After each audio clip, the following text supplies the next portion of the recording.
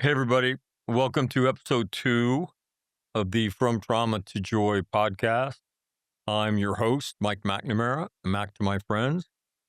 Just so you know, I love what I do, but I don't know if I've ever been this excited to present something in public as I am to release this episode. Why? What you're going to hear is what changed my life and put me on a path to do what I do today. Now, I presented this material around the world. I've presented it to probably over 150,000 people since 2019. And I would tell you that today you're going to hear the most powerful idea that I present. And I present a lot of powerful ideas, just so you know.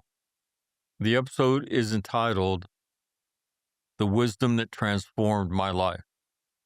You don't get over it. Now, that sounds a bit rough, right? Because it is. But I want you to understand the complete thought, because when you understand the complete thought, it's not so rough. Number one, you don't get over the things that traumatize you, ever. Simple fact. Two, when you struggle in the aftermath of a traumatic event, there's nothing wrong with you. It means you're normal. Okay? Three, you can learn how to do this struggle. It is a completely learnable skill.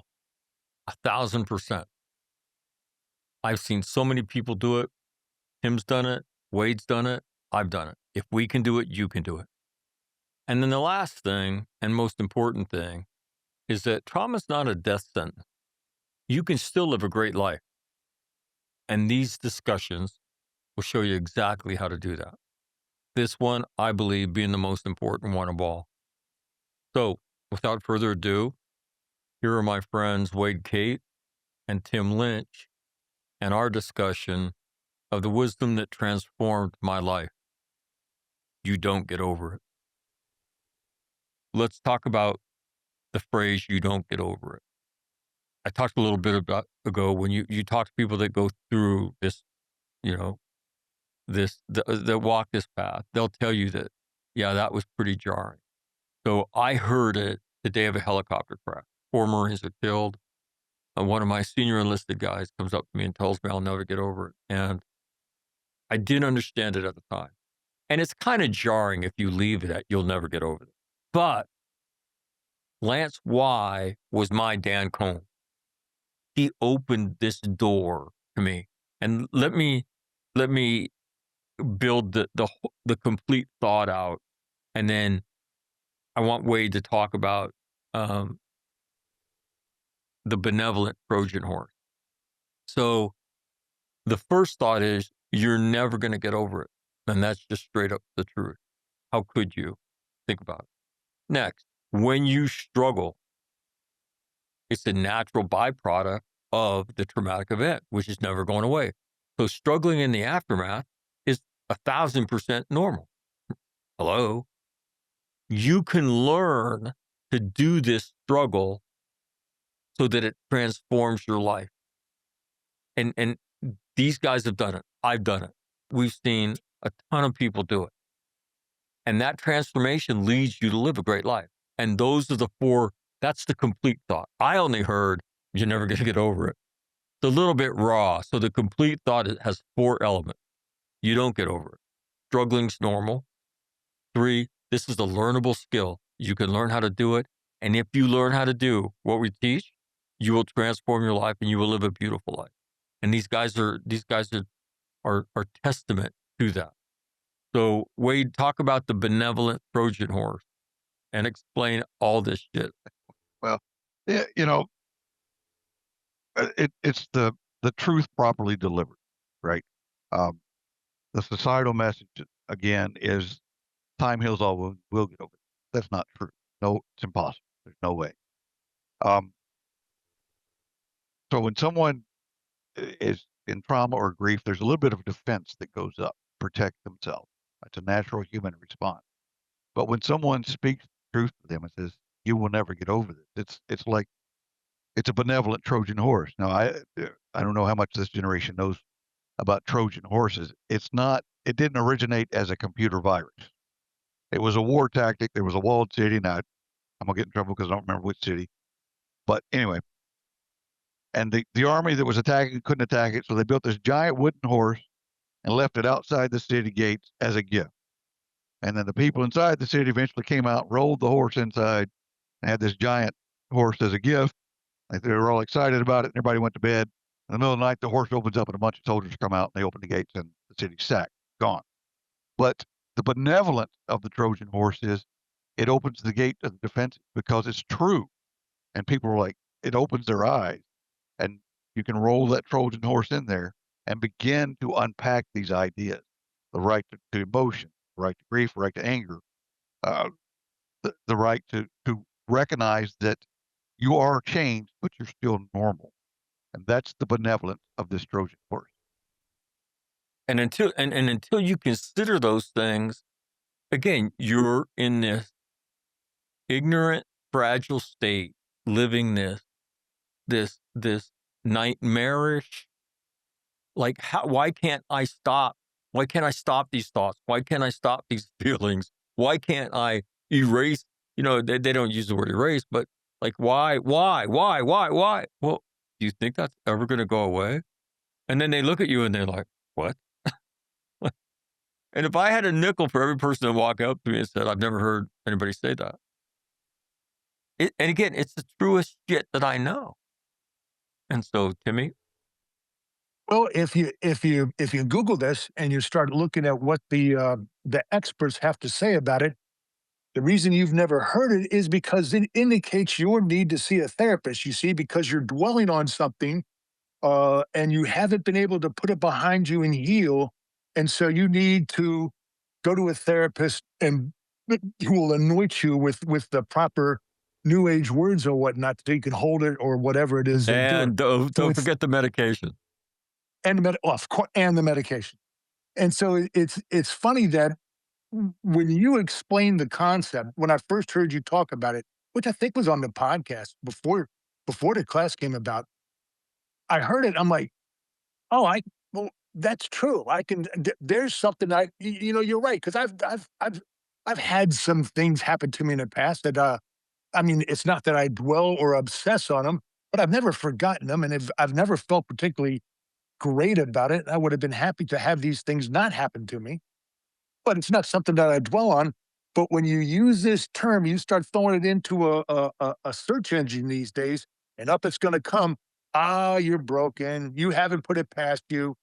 We got some words gibberish for you and a bunch of very powerful mind altering drugs to put you on, and then you'll get over it.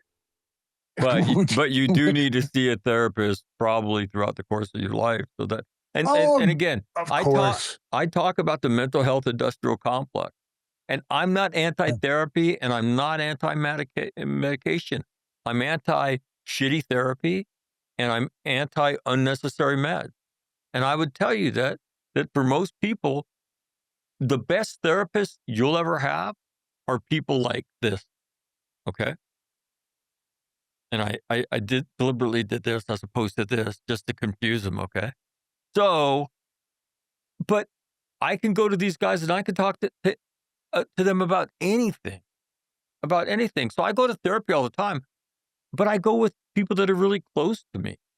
And I'm not afraid to go there. But that, again, I had to learn how to do that, because what the world taught me was to go to somebody's office and all of that. And it wasn't so helpful. This is helpful. These deep ass conversations, where you can look at somebody and say, I think that's fucking bullshit. That's helpful. And so to me, the way Wade describes it as the benevolent Trojan, that Trojan horse opens up this gate to all this learning that we're talking about, all the things that we've learned.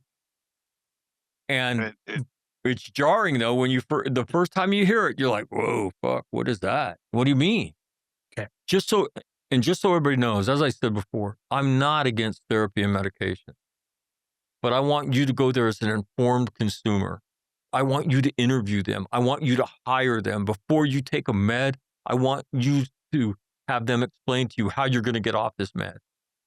And if they say, well, you might not, then you need to make an informed decision. But I meet so many people that tell me, I had no idea the power of those meds and what it would take me to get off of them.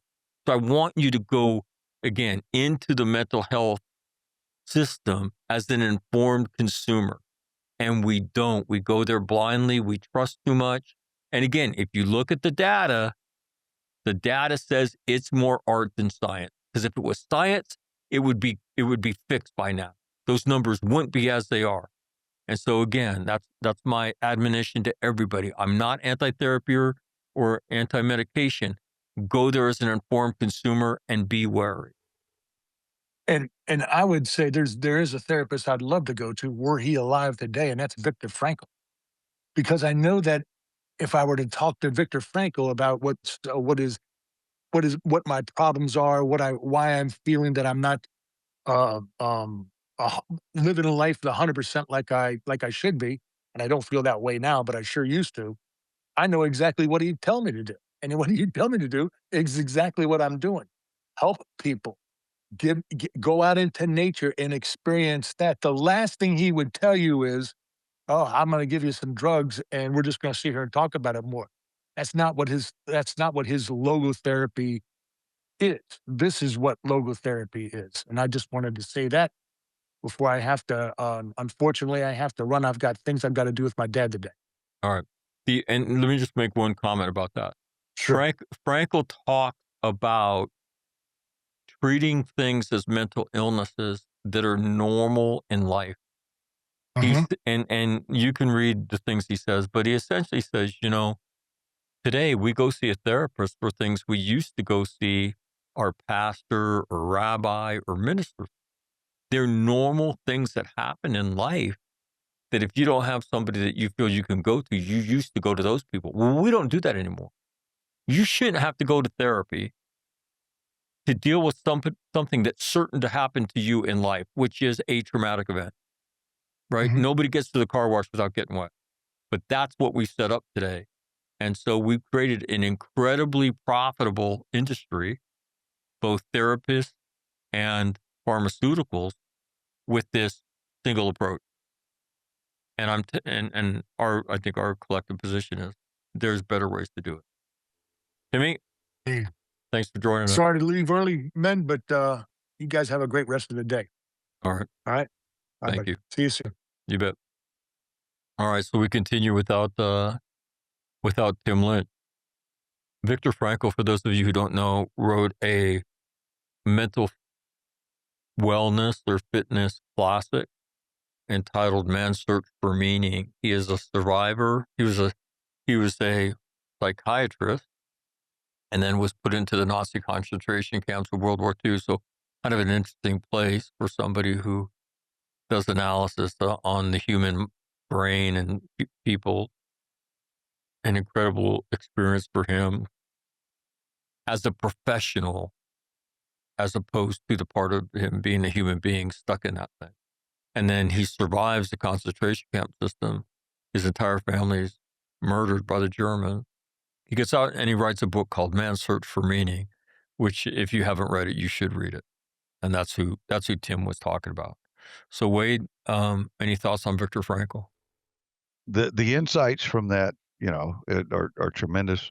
Obviously, his experience in the concentration camp, being the only surviving family member of multiples that went into those camps, and to be able to come out of that. And actually, it's a pattern you see in most of the camp survivors is a positivity. How do you go through that and come out positive about humanity? That's a fascinating study, and that's something that people, you need to read the writings of those people to see how that happens, because it's possible. It is joy after extreme trauma, you know, and that the truths that we share, and Franco talks about, but the other big one is you have to learn to coexist with your trauma, right? That sounds harsh. That sounds horrible. You mean I'm never going to get over this? Well, yeah, it is horrible, but it's the truth. I can't erase what happened. I can't make it not happen. So it's going to live with me forever. So I have to learn to coexist with it. And the power of accepting that gives you the ability to find trauma after joy. You know, I think I've shared Can this I picture see? with you. Can I just relate that to your benevolent Trojan horse? Yeah, That Trojan horse that comes with you're not going to get over it. When you understand the whole thought that struggling is normal, you can learn how to do this. You could transform your life and you can live a great life, right? That whole thought, that's the benevolence of that horse. That statement is is is actually ultimately becomes this warm blanket that that encases you at times, that there is nothing wrong with me, that somebody who I have great respect for is a great friend of mine cared enough about me to share this truth with me. So even when I'm struggling, I know there's nothing wrong with me. I know I'm having a tough day. I know how to get through that because I've learned how to do that. And all of that comes from that statement. So to me, when Wade first said the benevolent Trojan horse, there's so much good in that, the idea of coexistence. If you want, once you understand that you're not getting over it, what is left? What else can you do but learn to coexist with the bad part of that? And yeah, then, we believe in transformation. We believe you can use it, the experience in Frankel's the one that personifies it, to live through the concentration camp system and then to go on and live a great life. How do you do that?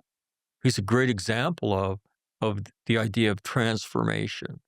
And that's what you can find inside of yourself. And that's what I want everybody to know who watches this, is that what we're talking about, this idea of transformation, it's inside of you.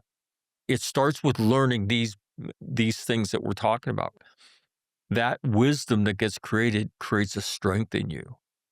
The strength in you is what helps you on this journey out of the valley of the shadow of death, and what will ultimately transform your life.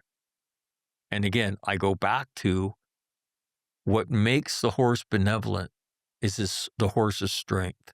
Where does the horse's strength come from? It comes from the truth. You're not going to get over it. You can learn to coexist with it. You can learn to transform your life. True, true, true. No hopium, yeah, no prescription meds, no forever therapy. You can live your life based on that. yeah. And when people hear those simple truths, it's a light bulb moment. They instinctively know it's true, despite what the societal message is and what the industrial mental health complex is selling them. When they hear the truth, they instinctively know it's true because yeah, this is not going away. There's no way. It's impossible. Well, and again, I think it's just it becomes such a comforting place because you know it's true. And then, Yeah, again, these realizations, again, the email about being more fragile, never thought of it like that, but I certainly am, And so when you begin to realize these true things, and then somebody shows you a path, you have to do these things, and you begin to do them. And that's what is one of the coolest things about all of this is, I'm not talking about you changing your life 4 years from now, and Wade yeah, can chime in on this. I'm talking about you changing your life in weeks and months, not years. yeah. You can do that. Am I wrong? No, it's just our society in the last few years has been over fixated on validation and not proper validation. Just you need to validate people. No, you don't. But you need to validate the truth. And when someone is traumatized or been through going through grief, you will never get over this, and you have to learn to coexist. Affirms because they're feeling bad because they're not getting over it. They're beating themselves up. Why am I not getting over this? It's been 4 years. Why am I not better with this? Why is this so hard? Because it is. It's not going away. And when you validate the legitimate feeling that they're feeling and tell them, confirm that they have a right to feel that way because it's the truth, but there are things you can do to coexist with it. It frees them from that self-imposed prison where they're beating themselves up for not being better. And again, that's the importance. So you can see how this thing gets built. It's the truth. It's people who you trust bringing the truth to you. Dan Combs, Dan Combs is now going to become a character on this on the podcast. You're his Dan Combs. Actually, you're his Lance Y. Okay, because Gunny Y is the original patron saint of, I don't know what we should call this news, but no, but you're that person. You're that person that's in the inner sanctum, that when you look at somebody and you tell them the truth, and when you become that person, and then you get to watch a miracle. And it's You know, I speak in analogies all the time, but before electricity in the cities, there was a guy that went around every night and lit the lamps, the Mhm. lamplighter, and that's all we're trying to be. Is just bring a little light to the darkness and say, hey, this is it. This is the truth. This is the light. You give permission to be and accept what they are and where they are, and then give them tools to live from where they're at. No, you can't wish you were somewhere else and then you would fix yourself or then all would be better. You have to start from where you are. well, you can wish anything you want. Well, You you can. you can wish anything you want, and I think There's we there's a all line that I wish. won't say there, but anyway. Well, no, we It's, can it's, we can all wish that things weren't a part of our lives or things were a part of our life, but that doesn't change yeah, anything. A- no, after that goes away, you're still where you're at. You're no, still dealing with what you're dealing with, and so that's why the truth, like I say, the beauty of the benevolent Trojan horse is that initially it sounds daunting. You're not going to get over it, but that's true. How could you? And people will ask me or discuss this with me, and I'll say, hey, find somebody who was abused, as a child in their 60s, 70s, or 80s. Ask them if they trust you. Would you tell me what happened that day? And they're going to tell you in slow motion, high definition, what happened to them? What was in the room? Who was wearing what it smelled like, what it sounded like. I mean, they're gonna be able to tell you everything because that's how that gets embedded in our brain tissue. And so again, when you simply recognize that which is true, there's this calming effect that happens with everybody. And then the truth is again, it's an inescapable box. And this lamplighter that lights the truth in the valley, it's a nuclear lamplighter, man, because it's a powerful light that will inspire you to live a great life. Not a good life, but a great life in spite of what you've gone through. And that's why it's so important that the power of the truth. No hopium, man. No pixie dust, no bullshit. We'll tell you the truth. We'll show you a path. We'll challenge you. We're not going to oh, come here, Wade. It's okay. It's all going to be okay. We're not going to do that. And this is not easy, but if you'll do this, what you'll experience will blow your vacuum tubes. It is beautiful, deep, profound. And I mean, again, you can try to numb yourself and do the rest of it. Doesn't work very well. I mean, it might for short terms, it might, but for your long-term ability to live a great life, to me, there is only one path. And that's why this should be taught in elementary school, an age-appropriate version of, hey, when those things that, you've gone through, whether it be the divorce of your parents or the death of a puppy or the death of somebody in your family. Those things are going to make you sad, and it's okay. But when you're sad, we don't want you to go be by yourself. We want you to come be with us. We want you to talk to us about it because we all have a version of that. You're not alone. And we're going to go play outside because we need to do that. We're going to move our bodies because that helps us. And then we're going to use what we learned to help somebody else. I mean, that's a lesson you could teach the children. And again, I wrote a book about it. And um, so again, this is very much a life skill. Why we don't teach it, I couldn't tell you. I could not tell you because, I can tell you partly. There's a singular approach in the United States, and that is go see the mental health person at school. And where does that mental person, and that's your child being inducted into the mental health process of the nation, and that relies very heavily on a pharmaceutical approach and a therapeutic approach. When the therapist your child needs, if you're a parent, is you. And you need to be able to tell an age appropriate story about there's things in your life that are hard too. And could I talk to you about them? And then tell them an age appropriate version of that. What do you mean? There's things that you can't forget either? Yeah, there's things that I struggle with too.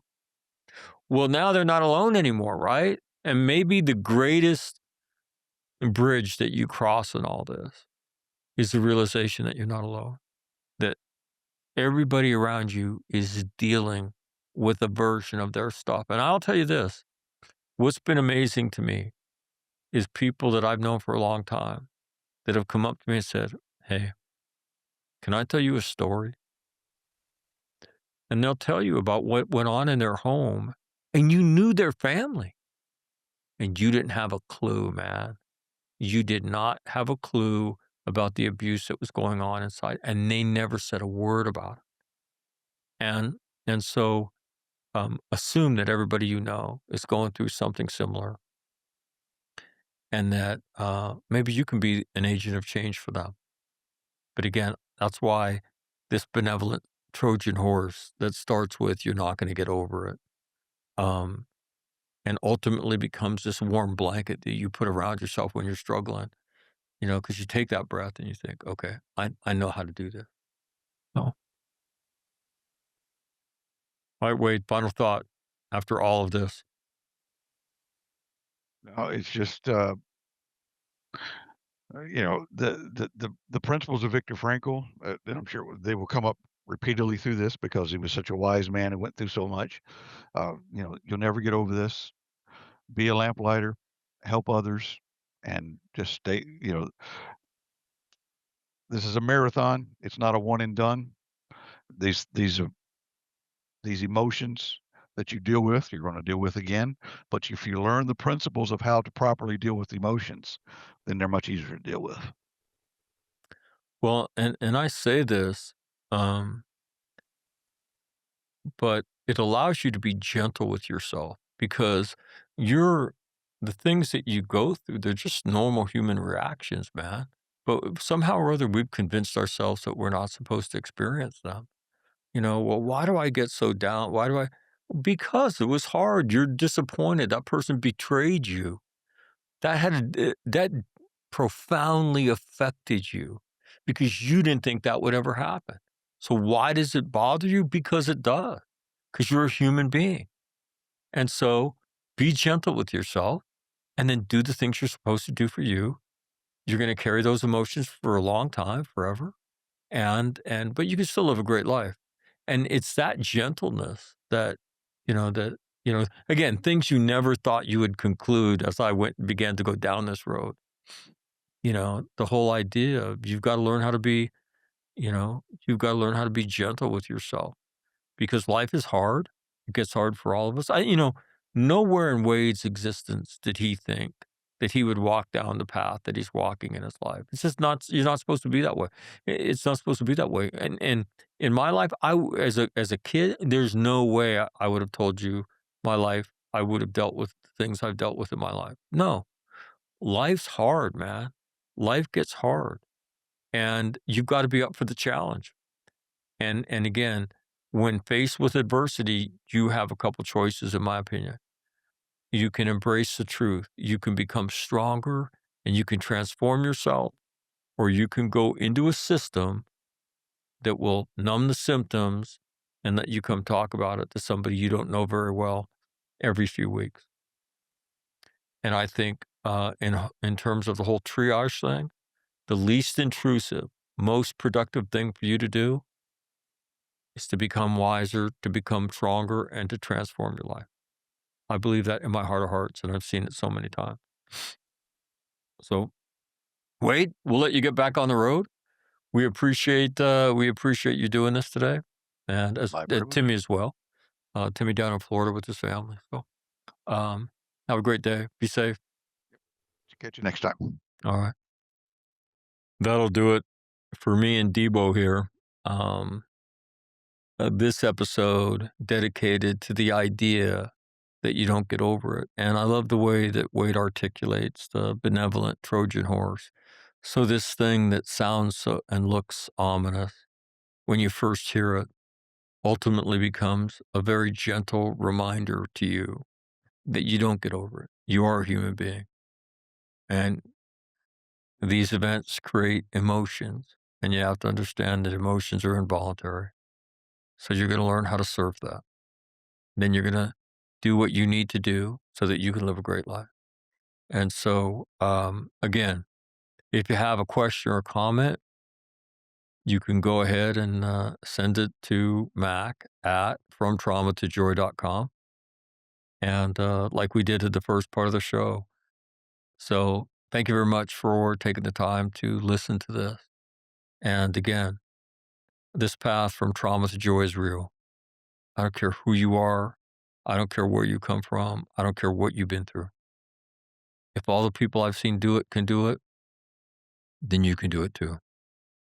So good luck. And if there's anything I can do to help, you know how to find me. So on that note, have a great day. I'm Mike McNamara.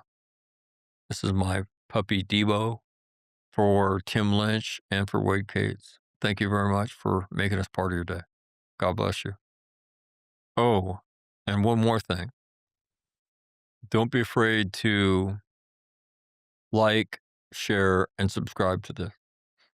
It helps us build the channel. But I think more importantly, the reason we're doing this is we want to help people, and you can be a part of that. And when you like it, when you share it with somebody else, you're broadcasting that you're investigating this, that you think this is good, and it is good. And hopefully what's going to happen is that somebody's going to watch this stuff and they're going to either send you a message or call you and say, hey, I checked that out. And whoa, I was blown away by this.